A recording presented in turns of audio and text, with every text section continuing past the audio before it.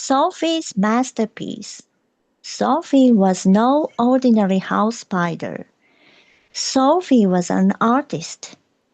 She spun webs more wondrous than anyone had ever seen. Her playmates called her incredible. Her mama was proud. Someday, they said, she's going to spin a masterpiece. When Sophie arrived at that age when a young spider must strike out on her own, she moved to Beekman's boarding house. The first thing she did was look around. She saw dark green walls, faded rugs, and old wind shades. The place cried out for her talents. Sophie set to work. Her first project was weave a web of curtains for Beekman's front parlor. Day after day, she whisked along, blending a golden threads of sun into her silk.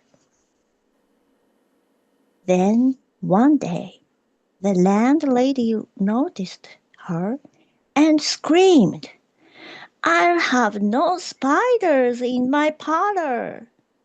She swatted at Sophie with a dust rag. Sophie knew when she wasn't wanted. She scampered across the wall and up the stairs into the tugboat captain's closet. When she finally settled down, she looked around and saw nothing but gray. Gray shirts, gray pants, gray sweaters. The captain needs a new suit, Sophie decided. Something blue, bright, blue, like sky. She began to spin patiently. A sleeve, a collar. One day, the tugboat captain called Sophie at work.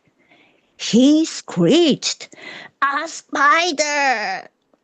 Then he climbed onto the windowsill and out to the roof. Sophie did not want anyone falling off the roof on her account.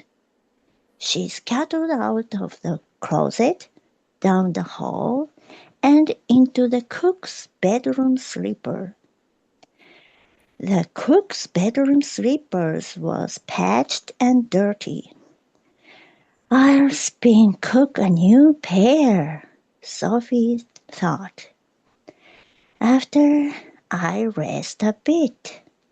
No sooner had Sophie snuggled into the towel than she was being flung to the floor. Was it an earthquake? No, it was Cook who had shaken Sophie out. "Yuck!" scolded Cook. "Look at that ugly, disgusting spider!" Sophie's feelings were hurt. With great dignity, she journeyed across the rug and under Cook's door. She made the long climb up the steep stairs to the third floor where a young woman lived.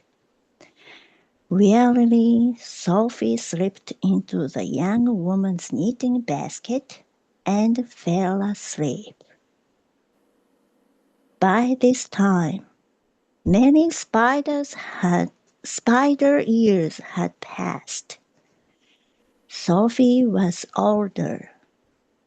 She only had the energy to spin a few small things for herself: a tiny rose-patterned case for her pillow, 8 colorful socks to keep her legs warm.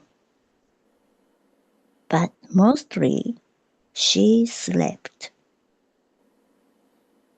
Then, one day, the young woman discovered Sophie.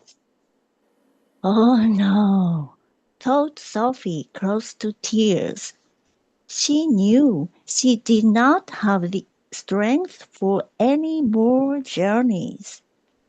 But the young woman did not sweat at Sophie with the dust rag. She did not climb on the roof. She did not say that Sophie was ugly. She simply smiled.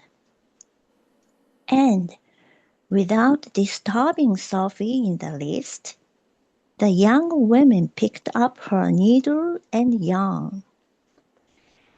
Sophie watched as the young woman knitted day after day.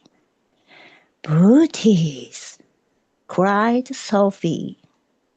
The young woman was going to have a baby. After the booties were finished, the young woman knitted a baby sweater. Then the yarn was gone. The young woman did not have enough money to buy yarn for a baby blanket. "Never mind," the landlady told her. "There's an old brown quilt in the hall closet. Your baby can use that." Sophie had seen that quilt. It was scratchy and drab, not fit for a baby. Sophie knew the answer. She would have to spin a blanket herself. In her younger days, this would not have been a problem. But Sophie had grown frail and weak. The baby was due any day. Could Sophie complete the blanket in time? She climbed out of the yarn basket. She traveled to the wide windowsill. Strands of moonlight fell into the room. "Excellent," she thought.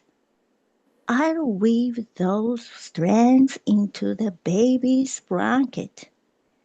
Some starlight, too." Sophie began. As she span, new ideas came to her. She worked them into the blanket. Snippets of fragrant pine, wisps of night, old lullaby, playful snowflakes. Sophie span without blinking, or eating, or sleeping. She was never more exhausted or determined. On and on she span. She was down to the farthest corner of the blanket when she heard the cry of the young woman's newborn baby. And there, on that furthest corner, was where Sophie wove into the blanket her very own heart. That night, as the young woman was about to cover her infant with the landlady's quilt, something on the windowsill caught her eye. It was a blanket, so soft, so beautiful as to be fit for a prince. The young woman knew this is no ordinary blanket. She placed it with love and wonderment around her sleeping baby, and went to sleep herself with her hand upon the little spider's last spinning. Sophie's Masterpiece.